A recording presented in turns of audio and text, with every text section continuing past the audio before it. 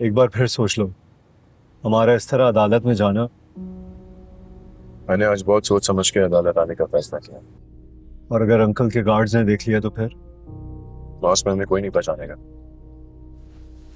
हमारे दिमाग में क्या चल रहा है, मुझे बताओगे?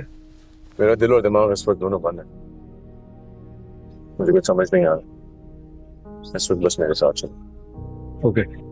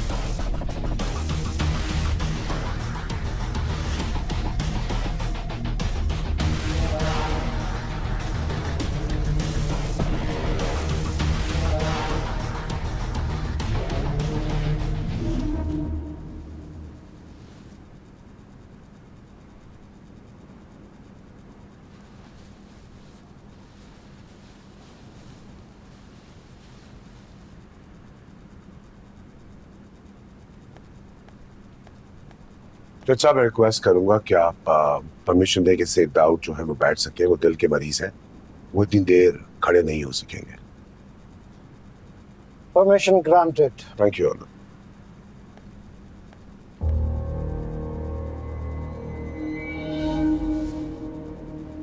कार्रवाई शुरू की जाए।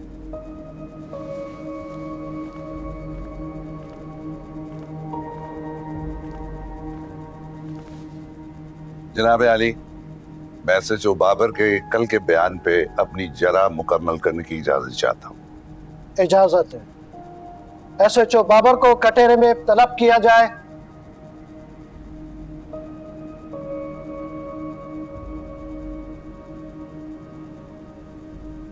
जी एसएचओ बाबर साहब, आप कब से आजम नगर थाने के इंचार्ज हैं? यही कोई 6 माह से। इससे पहले आप कहाँ तैनात थे? सुल्तानाबाद थाने में। सुल्तानाबाद थाने में आप कितना सा तैनात रहे? यही कोई 3.5-4 महीने। और सुल्तानाबाद से पहले तुम्हारी पोस्टिंग कहाँ थी? I object your honour. मेरे काबिल दोस्त इस कोर्ट का वक्त बर्बाद कर रहे हैं। हम यहाँ पर केस में बात करने के लिए जमा हुए हैं, ना कि एसएचओ साहब की पोस्टिंग पर रिसर्च करने। जनाब आली, मैं अपने सवालात के आखिर में इनकी अहमियत बयान करूंगा। Objection overruled. इस तकाजा को हिदायत की जाती है कि मुद्दे की बात करें। जो हुक्म जनाब आला। मेरे सवाल बेजा नहीं है। Excuse me.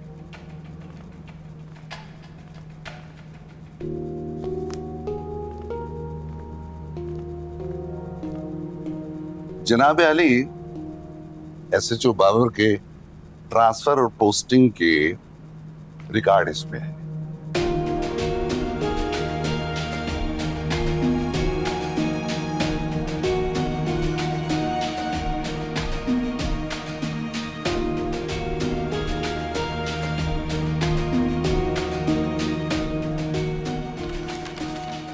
ये सारी डिटेल मैंने आपको जमा करवा दी है।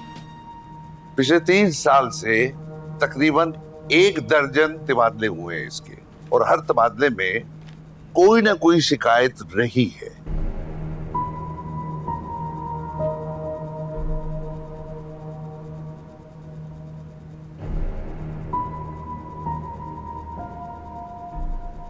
ये एसएचओ बाबर का सर्विस रिकॉर्ड है।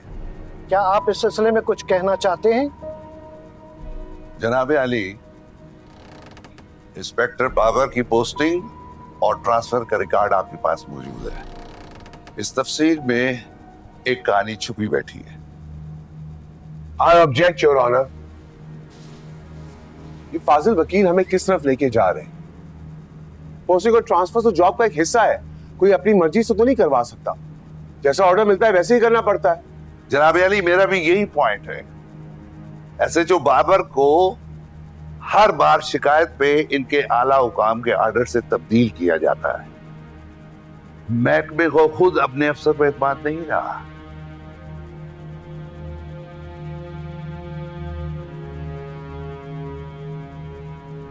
आप सीधा मुद्दे की बात करें। जनाब अली, मुद्दे की बात यह है कि एसएचओ बाबर के तमाम रिकॉर्ड से यह बात जाहिर होती है कि अवामुन्नास इसको नापसंद करते हैं, और इस वक्त भी ये 3 इंक्वायरियां भुगत रहा है जिसका ताल्लुक करप्शन से है। जनाब अली, मैं कैसे मान लूं कि ये ईमानदारी से इस केस में अपने फराइज अंजाम दे रहा है? ये एक मफरूजा है योर ऑनर, और मैं पहले भी कह चुका हूं कि अदालत अपने फैसले मफरूजों पर नहीं, हकायक और सच की बुनियाद सबूतों के सहारे पर देती है। जनाब अली, मैं भी इस बात में यकीन करता हूं, लिहाजा आप सच और सबूत के साथ बात करते हैं। जनाब एसएचओ बाबर साहब, आपने कल जो बयान दिया था उसके मुताबिक 17 मई को सावल और पिया अकेले आपके दफ्तर में आए थे, तो उस वक्त असलम साहब इनके साथ क्यों नहीं आए थे, और असलम साहब उस वक्त कहां थे?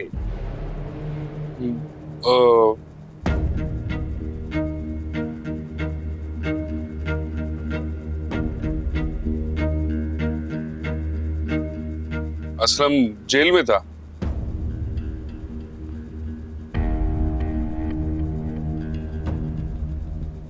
ये बात तुमने कल अदालत को क्यों नहीं बताई, जबकि ये बात तुम्हारी फेवर में जाती? I object my Lord. गैर जरूरी सवाल है ये। ओवर रूल, जारी रखें। Thank you sir. अच्छा, ये बताओ कि असलम साहब को गिरफ्तार क्यों किया गया था? मुझे इत्तला मिली थी मेरे सोर्स से कि असलम के गैराज में चोरी की गाड़ियों का धंधा किया जाता है, इसलिए हमने छापा मार कर चोरी की गाड़ी भी बरामद की और उसी के शबे में उसे गिरफ्तार किया। हाँ, तो फिर छोड़ क्यों दिया? इस हिसाब से तो असलम साहब को सलाखों के पीछे होना चाहिए था, बल्कि 4-5 साल तक बाहर नहीं निकालना चाहिए था। हमने शक की बुनियाद पर उसे फायदा देते हुए उसे रिहा कर दिया, मगर तफ्तीश अभी जारी है। गलत बयानी कर रहे हो तुम। असलम साहब को किसी शक के फायदे या शुबे में रिहा नहीं किया गया, जबकि पुलिस की इंक्वायरी में सीसीटीवी कैमरा की फुटेज में तुम्हारे प्लांट किए हुए चोर को असलम साहब के वर्कशॉप में गाड़ी खड़ी करते देखा जा सकता था।